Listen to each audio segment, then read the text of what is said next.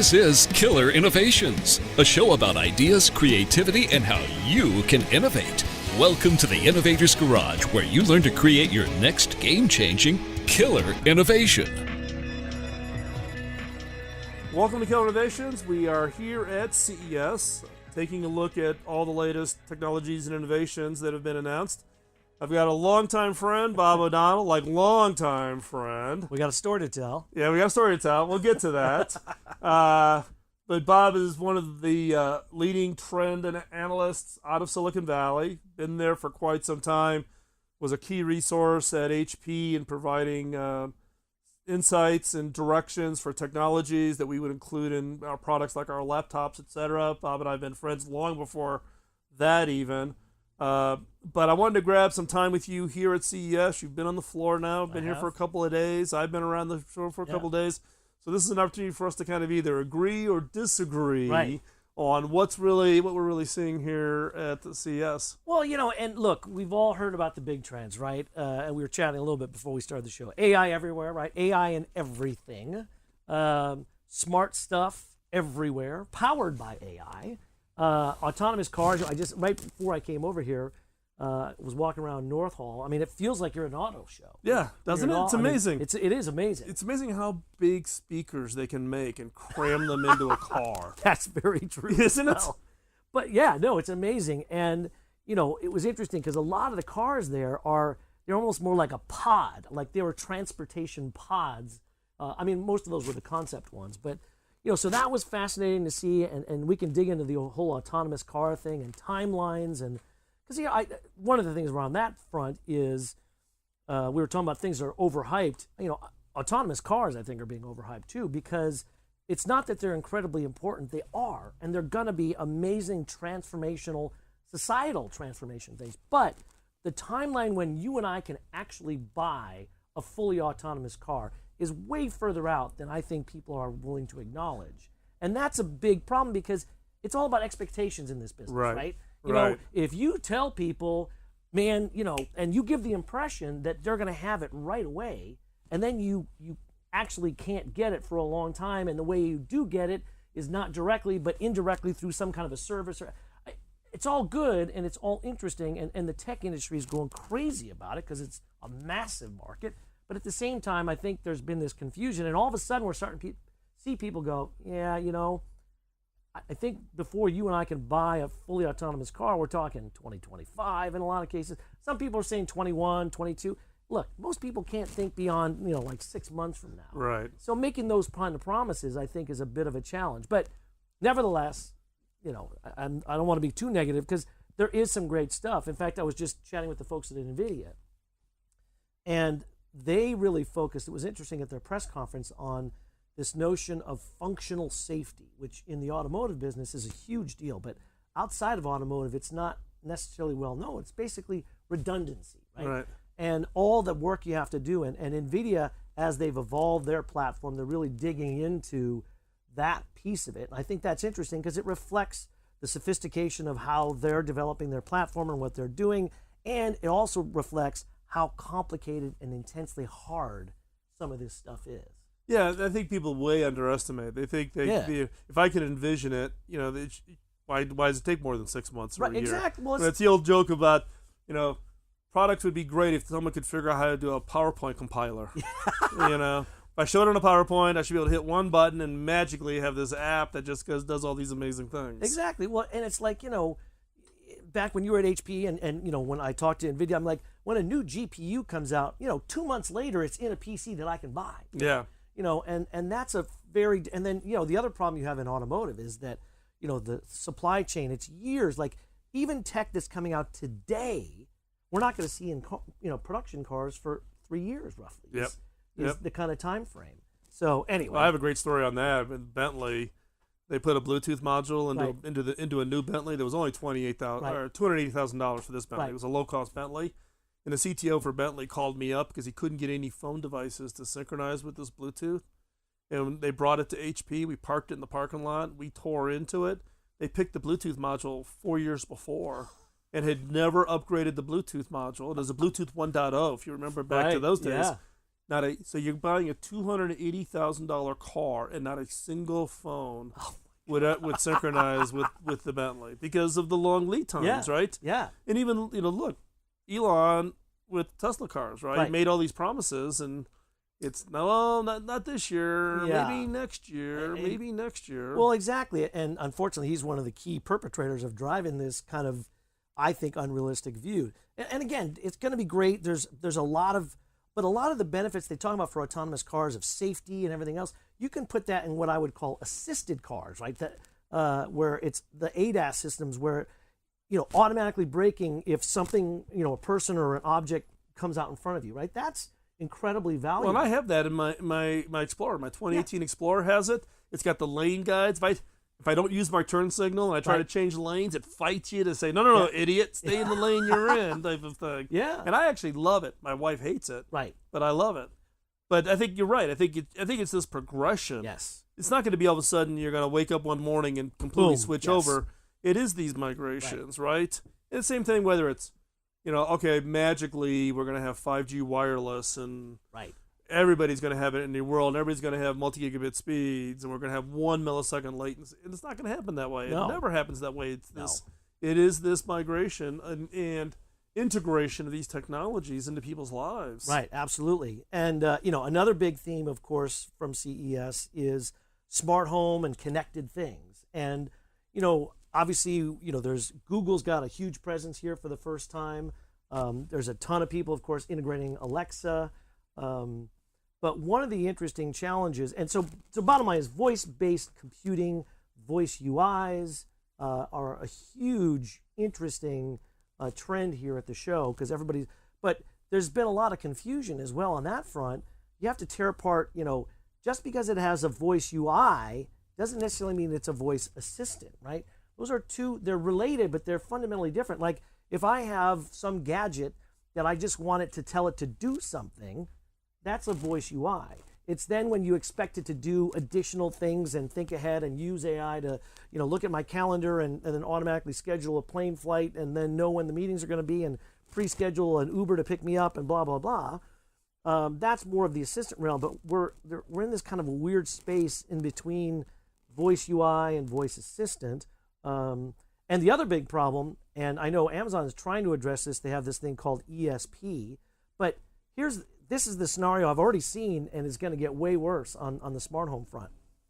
You're going to buy a device that has Alexa integrated. You're going to buy another device that might have Google Assistant integrated, and you're going to start saying things, and you're going to have simultaneous reactions from all these, smart speakers, and it's going to be like, oh my God, this is a disaster. Yep. Well, this is interesting because we're here in the mobile studio.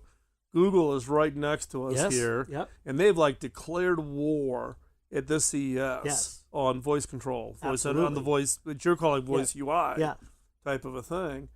And I've asked a couple of other Tim Bajarin was here. He interviewed here on Tuesday. He was here in the studio, and I asked him about this about is there a consolidation coming? In the general. At least my general consensus is this battle's going to go on for a little while there because nobody's going to give up any turn. Whether it's, look, Samsung's got Bixby. I don't know who uses Bixby. Right? You got Microsoft with Cortana. You've got, Amazon. You've got Siri from Apple. You've got Google. Well, it's the new OS war, right? This is the new OS war because the traditional OS wars are over and everybody won and nobody won at the same time. Yeah. So this is the new OS war. And so that's why this is so incredibly important. And even Bixby, and look, they certainly have a lot of challenges, but what Samsung has at least recognized is they want to start out with Bixby being kind of that voice UI, not necessarily doing as much, looking up content on the web sort of stuff, but more about, hey, Bixby, tell me how my phone can connect to my fridge and what can I actually do with that, and start to get better at pulling this stuff together. But a lot of what's also happening at this show is what I'll call some of the blocking and tackling stuff that nobody's wanted to do, because what we've seen over the last few years has been this product does this product does this product does this, and now all of a sudden people have gotten a couple of these things and they're like, yeah, but I want this to do this, something with this. And getting those cross connections is really, really hard. Well, in fact, we were in the Samsung booth Tuesday morning, and they were obviously touting Bixby, but this whole connection, the number of partners, whether it's Samsung or Google, you look at all the Google controlled devices, you look.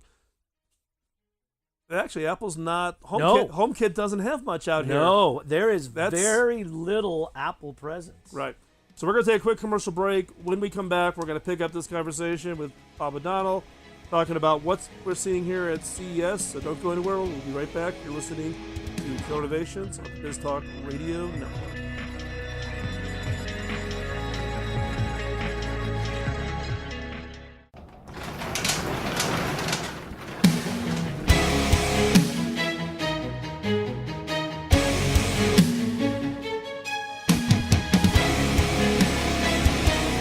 This is Killer Innovations, a show about ideas, creativity, and how you can innovate. Welcome to the Innovator's Garage, where you learn to create your next game-changing killer innovation. Welcome back to Killer Innovations. We're continuing our conversation with Bob O'Donnell here at the Consumer Electronics Show here in Las Vegas. So we were just wrapping up the whole conversation on autonomous vehicles and what you're referring to as the new OS wars. Well, the voice stuff. Voice stuff for the new the new OS war Right. for voice. And as we were saying, I just took a peek outside the mobile studio here. The line to get into the Google booth is like unbelievably long. Yeah. Everybody wanting to check out what Google's got here. So what else are you seeing here at the show? Well, there's a number. There's always weird and interesting gadgets and stuff, and Sony reintroduced Aibo after almost 20 years, which is kind of crazy. And the funny thing is, and this kind of hit me when I was there, Aibo is an AI robot. Yep. Hence the name. Well, 20 years ago, nobody thought about that, and if you said that, no one wouldn't have made much sense. Nowadays, of course, it's like, oh yeah, I get it. And of course, it's significantly better, better technology. It's just an interesting application of this, and we are seeing AI being put into a lot of stuff. Now, a lot of this is ridiculous, right? It's just AI because if you don't say AI, then you're going to feel like I feel like we're back to the .com days.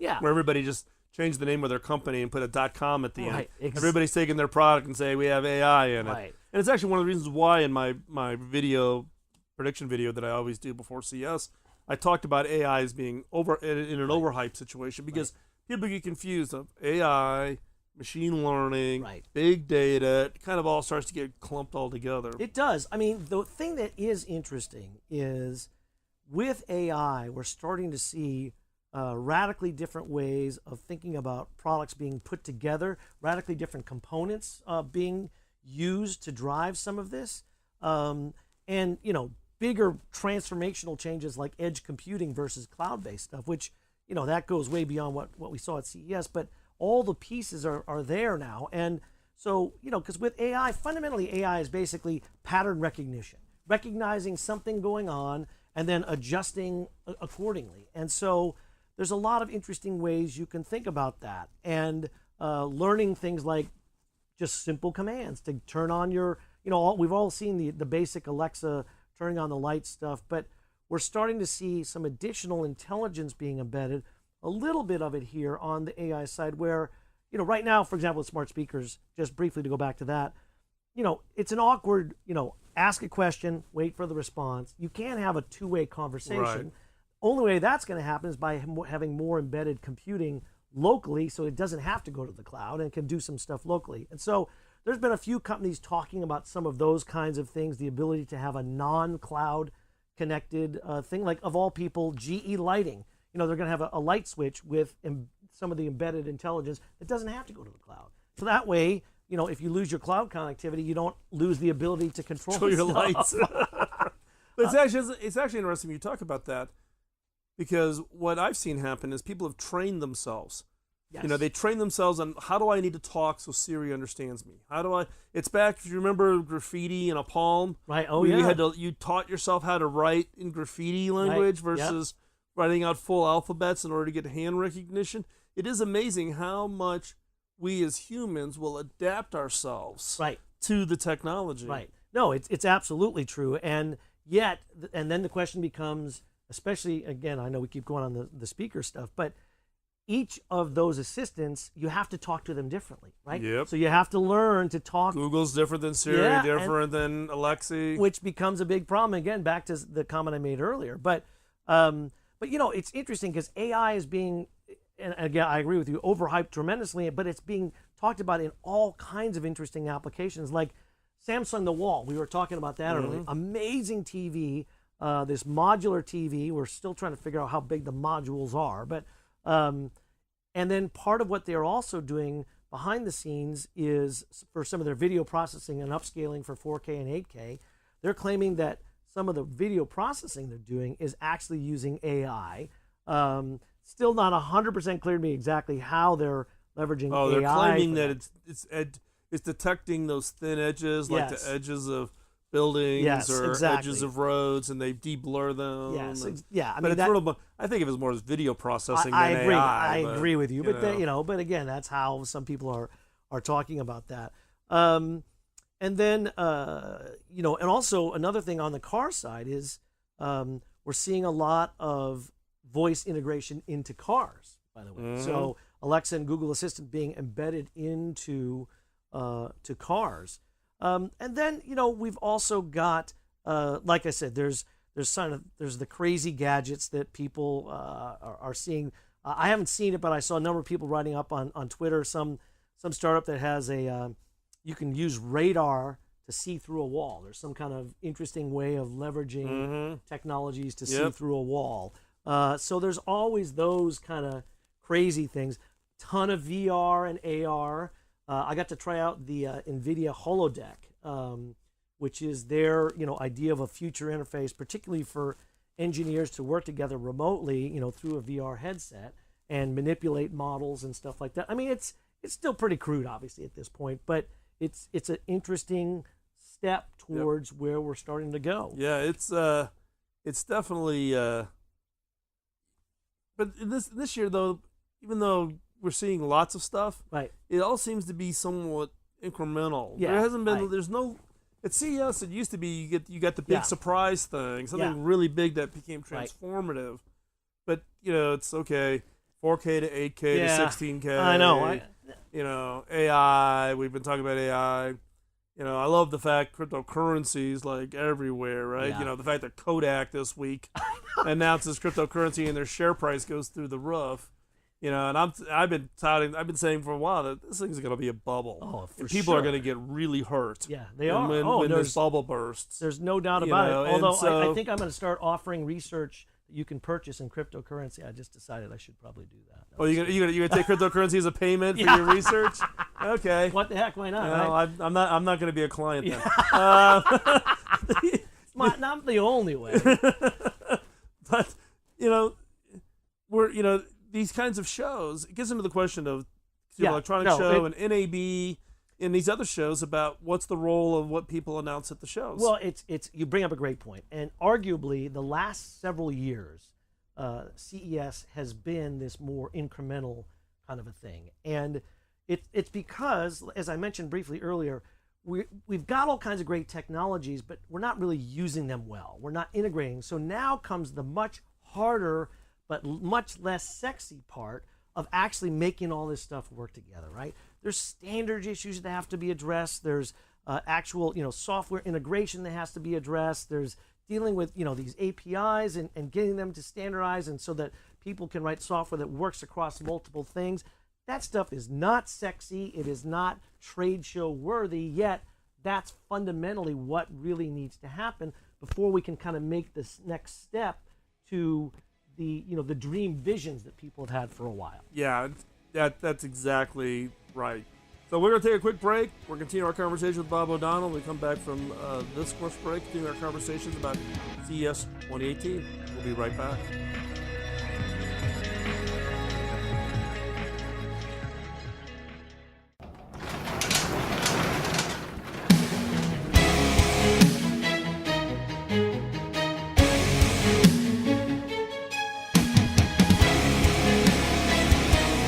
This is Killer Innovations, a show about ideas, creativity, and how you can innovate. Welcome to the Innovator's Garage, where you learn to create your next game-changing killer innovation.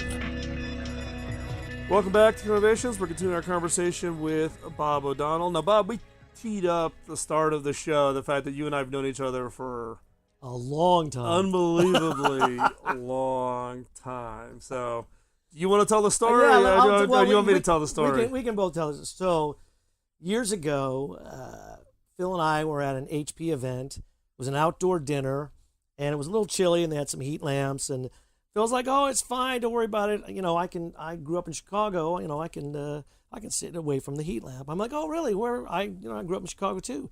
He's like 185th and Halstead, and I literally, my jaw dropped to the floor because I'm like, I grew up at 187th and Halstead. So we started talking, and we realized we went to grade school, junior high, high school together in Glenwood, Illinois, and we were in band together. We were in band together in All right, junior now you high. can tell this part of the story. Go ahead. I was first chair baritone. Bob was second chair trombone. Sat behind me. Yeah. Truth be told, however, I would go back and forth with a couple of my buddies. You are never going to relinquish hell that. Hell no, man. But speaking of which, our Glenwood boys, Caruso, Hackle, Di Giovanni, Lager, Caniglio, they're all tuning in. All those guys, who know Phil as well, old buddies of ours who the old gang. The old gang from the neighborhood. Anyway, but so it was this freaky moment because Bob was 1 year behind me. Yep. And we're sitting at this table at the HP event, and we're having this conversation, and we're like going at it for 10 minutes, and then we look up, nobody else is talking. Everybody is, all eyes are on us because they're all like freaking out. Because at this time, Bob was one of the leading analysts in the Valley predicting PC shipment stuff. So Bob's models could either make or break share price. And all of a sudden, all the HP senior execs realized that I've got this like long personal relationship with this guy. That's funny. But it was like 4 tables. Everybody stopped, and everybody's just looking at us. I had almost forgotten about that part of it. And so ever since then, Bob and I've stayed connected, and I get my updates from the old from the gang, back in town. But now you've actually got your own firm. You left and started your own firm and doing your own research. Talk a little bit about that. Yeah, thanks, Phil. I've been an industry analyst for 19 years, almost 15 years at IDC, where I ran, PCs, displays, smartphones, tablets, wearables, all that kind of stuff. And a little over 4 years, I'm into my 5th year now. I started technalysis research, and I continue to do independent research. I've expanded my reach. I'm doing autonomous cars, smart home, just did edge computing, doing some VR and AR. I write a lot I write for USA Today and Recode and TechSpot and do a bunch of TV stuff. You still write for Tech Pinions, too. Yeah, and Tech Pinions, of course. Right. Yeah, the Tech Pinions stuff actually gets republished a bunch of places. Seeking Alpha as well. Mm-hmm. I do a podcast with the Tech Pinions folks, with Tim, who I know you had on. Yep. Do a bunch of stuff with Bloomberg TV and CNBC. So you're a busy guy. I'm having a good time. I'm having a good time. Glenwood boys pulling through here. So let's pop back into the CES. Is there anything been a surprise here? Has it been something that you go like, okay, a weak signal, something that's kind of indicating that there's going to be? No, I don't think there has been. It's a lot. What is happening is the reach of electronics is getting broader and broader and broader, which is allowing the show to get bigger and bigger and bigger. Automotive used to be really just the car stereo guys. That was what the North Hall of CES primarily used to be. Now it's the actual automobile makers with all the tech that they're doing. And you've got all kinds of things in smart home, in digital health. That's a huge area, right? So but look, CES, it used to be over at the Sands. Yeah. They did that sub-conference inside CES called the Gray Wave. Yeah. And talk about, home health, aging in place, those kinds of things. But I think the maturity now is finally getting to a position where it's interesting, I think, at least. But still, it's not like there's something... No, there really isn't. for me, the trade show value is I get to see a whole lot of people in one place, right? Right. At the end of the day, doesn't matter what industry you're in. You go to a trade show because you can see a lot of people in a short amount of time, Right. and there's just business gets done and things happen. And the products are almost kind of secondary in an interesting way. Well, it's a little bit of eye candy, I think. Yeah. It's a little bit of eye candy. Yeah, but and speaking of eye candy, I mean, we talked a little bit about the wall, but there's also some amazing TVs, and that traditional AV stuff is still a big deal. Sony also has this near to the wall projector thing that's really cool. It's like $25,000, but they've been showing that for the last 2 years. Yeah, well, they have a new one now that actually they use this new, it's got embedded speakers, same technology. They have a glass speaker that actually radiates glass to make sound. They have a TV where the sound actually comes from the screen. They're actually using actuators behind the screen to vibrate and actually generate audio. Wow. Okay. So, which is kind of cool. And look, even the good old PC guys are doing some interesting stuff. Always connected, Qualcomm, Snapdragon-based laptops. That. Seen a lot of those. You see a lot of that stuff. Dell, the Ep47, beautiful machine. They continue to refine it. Interesting. Now they have the, and who would have thought, dogs and cats sleeping together, Intel and AMD on a single part, where AMD did a custom Radeon graphics core just for Intel, and now they have this combined part, and they're able to do incredibly... Taking the best of both companies. Exactly. Taking the best of both, putting it in a single part, and they're putting it in these very slim, like 13 millimeter notebooks. Even there, we're seeing that. Lenovo has been doing a lot of interesting stuff. They're really getting into other VR stuff. They've got the first standalone Google Daydream headset that's powered by a Qualcomm Snapdragon. And, obviously no wires because it's standalone. But, all of the VR stuff, the problem is it's still this big, bulky thing, right? And most people don't like to wear that for very long. It just, it just gets old. But, it's again, we're back to the original point. We are seeing CES expand so that we've got all of these different parts of it. Even some people talking about smart city applications and sort of more enterprise-focused stuff is starting to trickle in because there's this recognition that the devices I own, the cars I own, the devices I own are going to start connecting to some of that stuff. Right. Again, not all of this is particularly sexy, but it's a critical part of how we move to that really futuristic vision that people we've seen and talked about. But it's kind of one of those things like, I can see where it is, but it turns out the stretch between where we actually are now and where that is a lot further than a lot it's of people interesting think. because it's human nature. Look, you and I have been, our careers have been built on predicting the futures, right? Which, at least what I have found is as humans, when we look at these kind of predictive futures, is we way overestimate how fast something's going to happen in the first 5 to 7 years, and then we way underestimate the size of the impact. The size of the impact, right? Yeah. Nobody ever believed that Moore's law would be able to go on, right? So as soon as you start seeing the doubling, and you get to that second or third doubling, you're like, okay, well, I can't go on beyond that because that's just I can't imagine it, right? And it's kept the march going, right? Yep. Since the 70s. And so I think in many cases, like at the Consumer Electronics Show, you can see what's next, and you're thinking, okay, it's only going to be 6 months. Right. When it's actually going to be 3 more years before it actually becomes a reality. Right. But then you've got to be careful that you don't fool yourself into thinking that, this will just be this kind of slow, forever flat, and all of a sudden becomes the new hockey stick. Right? I remember drones 5 years ago to drones, the holiday season, it was the thing. Everybody had to buy a drone. Right. But even with drones, right, some of the things, it is interesting because I remember CESs from like 2 or 3 years ago where there were crowds and crowds around the drones. Now it's kind of like, whatever. I've seen it. No big deal.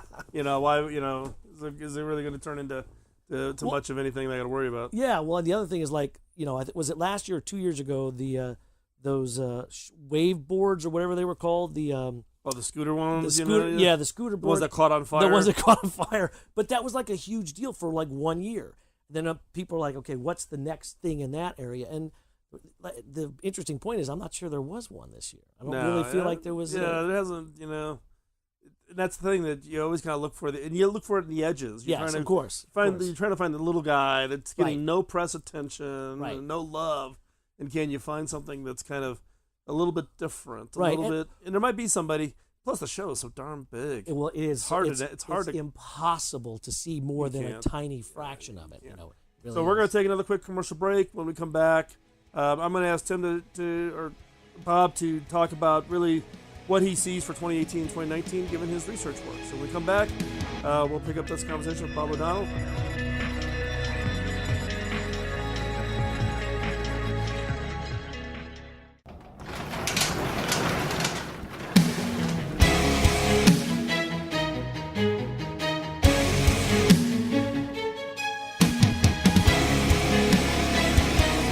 This is Killer Innovations, a show about ideas, creativity, and how you can innovate.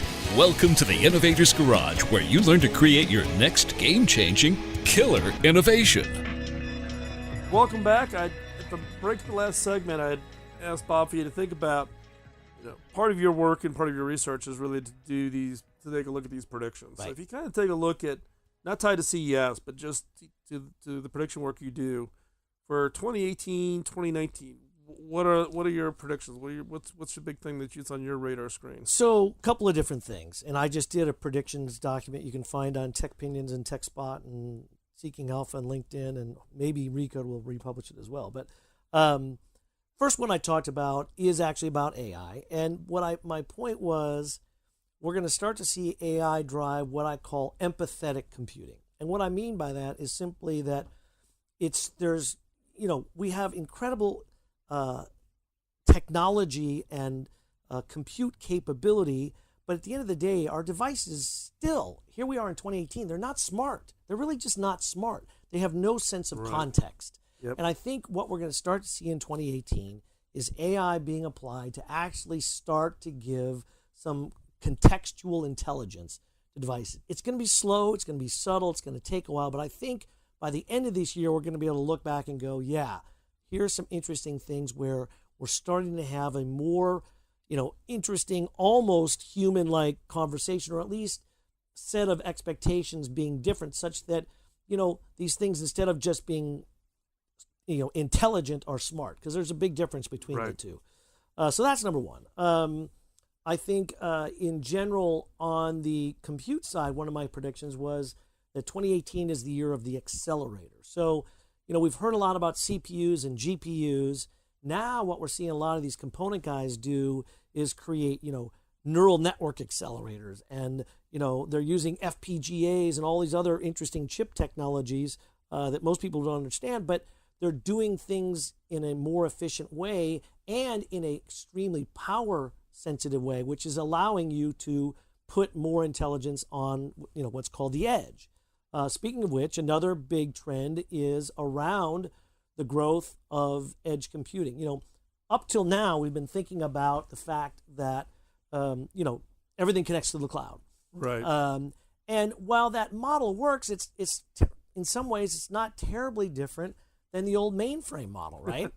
And so then as we went from mainframe to client server, where we said, wait, let's put some intelligence in the PC and do a little bit of that. Then we kind of went to the cloud, which was kind of like back to the mainframe. And now edge computing is kind of like the next iteration back to PC client. Yep. So anyway, that I think is also a big picture trend.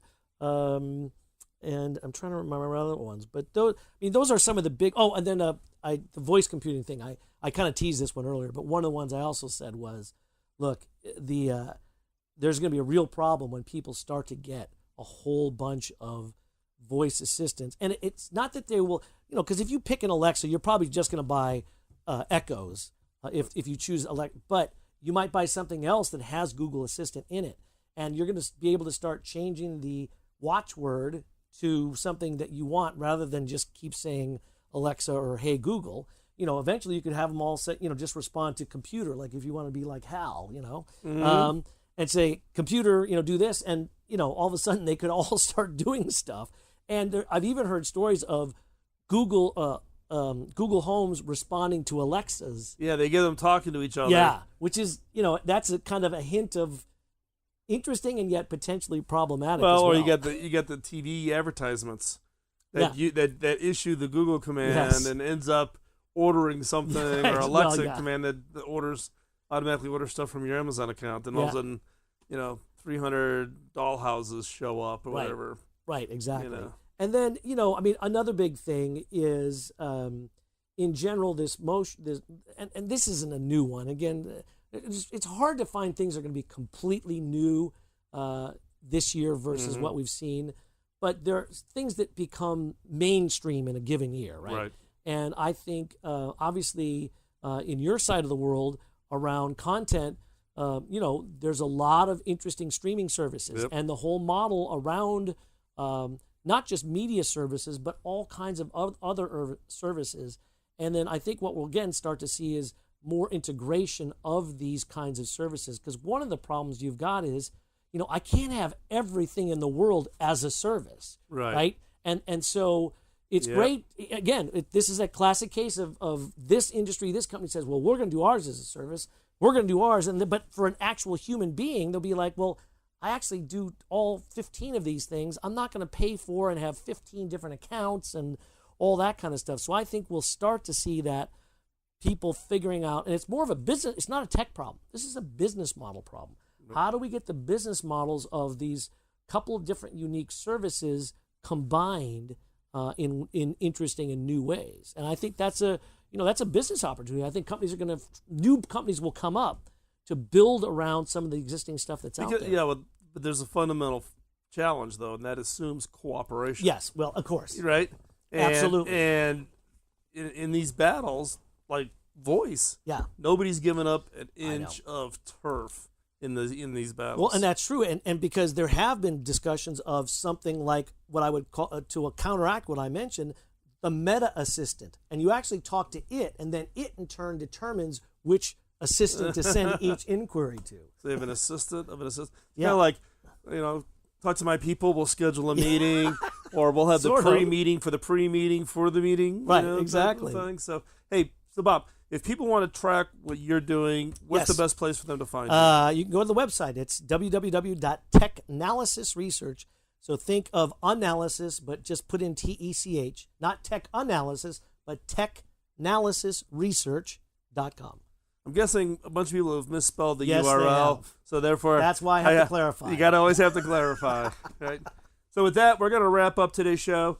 All the links and everything we've talked about, we will have up in the show notes. So hop on over to killerinnovations.com, and you'll find all the information there. Thanks for taking the time to join the show this week. Really appreciate it. If you got suggestions for upcoming guests or upcoming topics, drop me a note, phil@killerinnovations.com. My advice, as it is always every week, don't let the innovation antibodies get you down. Don't let the critics dissuade you from taking that great idea you've got, turn it into a real innovation, into a real product, a real service, and go out there and change the world. Find us over. You can hear us now over on Spotify, iHeart, iTunes, Google Play, every place you want to listen to us. Take us with you in your pocket, and let us know. Give us some feedback. Appreciate it. Have a great week. We'll talk to you real soon. Bye-bye.